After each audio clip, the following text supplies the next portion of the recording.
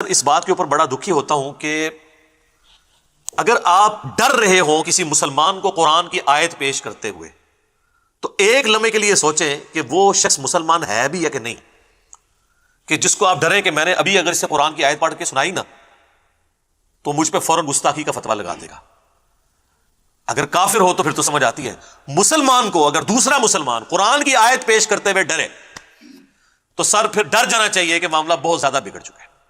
میں آپ کو نمونے کے طور پہ ایک آیت پیش کر دیتا ہوں، اور آپ سے میں یہ ریکویسٹ کروں گا کہ یہ آیت کبھی بھرے مجمع میں، کبھی دوستوں کے اندر،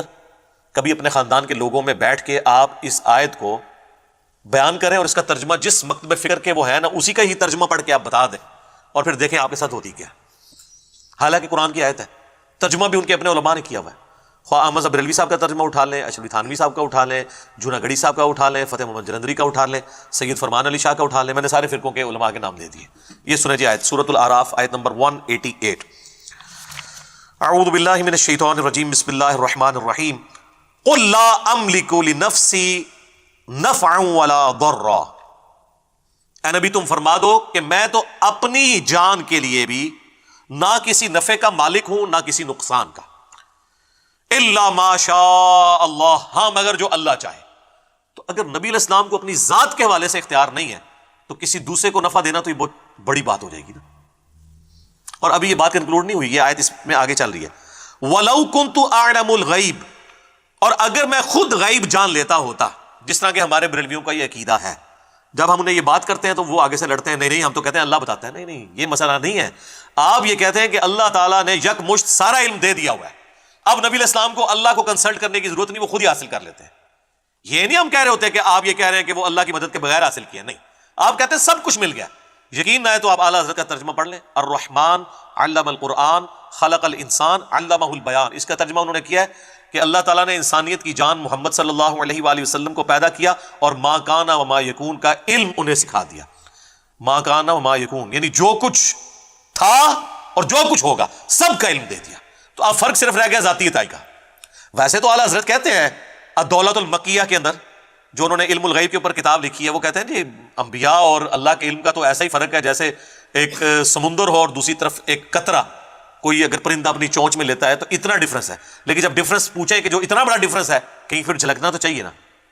تو جیسے ہی آپ یہ بات کر رہے ہیں کہ آپ نبی کے علم کو ناپ رہے ہیں، آپ تو بڑے گستاخ ہو گئے۔ ناپا تو آپ نے خود ہے، آپ نے کہا کہ سمندر اور قطرے کا فرق ہے، تو کوئی ہمیں موٹا سا فرق بتا دینا تو فوراً گستاخی کا فتویٰ لگائیں گے۔ اور یہاں پہ اللہ تعالیٰ کیا فرما رہا ہے، اے نبی تم فرماؤ اگر میں خود غیب جان لیتا ہوتا، یعنی میرے پاس یہ کمپیٹنسی ہوتی، یہ کوئی کمپیٹنسی نہیں ہے۔ جس طرح عورت کو اختیار نہیں ہے کہ وہ اپنا دودھ اتار سکے جب تک وہ دوائی استعمال نہ کرے یا نیچرل اس کی پریگنینسی نہ ہو جائے، اپنے اختیار میں نہیں ہے اس کی، اسی طریقے سے کسی پیغمبر کے اختیار میں نہیں یہ چیز ہوتی کہ اسے کوئی غیبی خبر پتہ چل جائے جب تک اللہ تعالیٰ اس پہ ظاہر نہ کر دے۔ یہ کوئی کمپیٹنسی نہیں ہے جو آپ سیکھ لیں گے اور پھر آپ جب چاہیں فارمولہ لگائیں اور آگے رزلٹ نکلے، نہیں۔ اگر تم فرماؤ میں غیب جان لیتا ہوتا لستکثرت من الخیر، تو میں تو بہت خیر کثیر جمع کر لیتا۔ وما مسنی السوء، اور مجھے کبھی کوئی تکلیف بھی نہ پہنچتی، یعنی اگر مجھے مستقبل کا خود پتا ہوتا تو مجھے تکلیف ہی نہ پہنچتی۔ بالکل نیچرل چیز ہے، اگر ایک شخص کو یہ پتا چل جائے کہ میں یہاں سے نکلوں گا اور فلاں روڈ اتنے بج کے اتنے منٹ پہ کراس کروں گا تو ایک ٹریلا مجھے نیچے دے دے گا، تو وہ تو نکلے گا نہیں، اپنا راستہ بدل لے گا۔ واقعی جس کو غیب کا علم ہو جائے تو اس سے تو کبھی بھی کوئی تکلیف نہیں پہنچ سکتی۔ اور یہ نبی علیہ السلام کے حوالے سے بات ہو رہی ہے، بابے کدھر، بابے کدھر،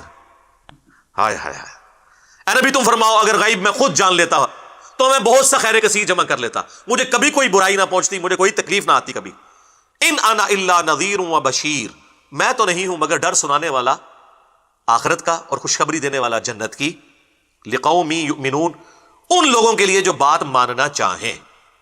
ویسے عموماً ترجمہ کر دیتے ہیں ایمان لانے والوں کے لیے، اصل میں اس کا ترجمہ یہ بنتا ہے جو بات ماننا چاہیں۔ ایمان والے وہی ہوتے ہیں جو بات مان لیں، اور جو نہ ماننا چاہیں ان کے لیے قرآن میں کوئی ہدایت نہیں۔ سر یہ آیت آپ صرف ترجمہ ہے اس کا پڑھ کے بتا دیں کسی مجلس کے اندر، اور 295C سے آپ ذرا بچ کے بتائیں مجھے۔ تو سر جس ملک میں، جس قوم کے سامنے، جس امت کے سامنے آپ اس امت کے پیغمبر کی کتاب کی ایک آیت نہ پیش کر سکیں تو سمجھ لیں کہ اس امت نے ابھی تک پیغمبر کو پیغمبر نہیں مانا، جیسا کہ ماننے کا حق ہے۔ اللہم لا تجعلنا منہم، رضیت باللہ ربا وبالاسلام دینا وبمحمد نبیا ورسولا، آمین صلی اللہ علیہ وآلہ وسلم۔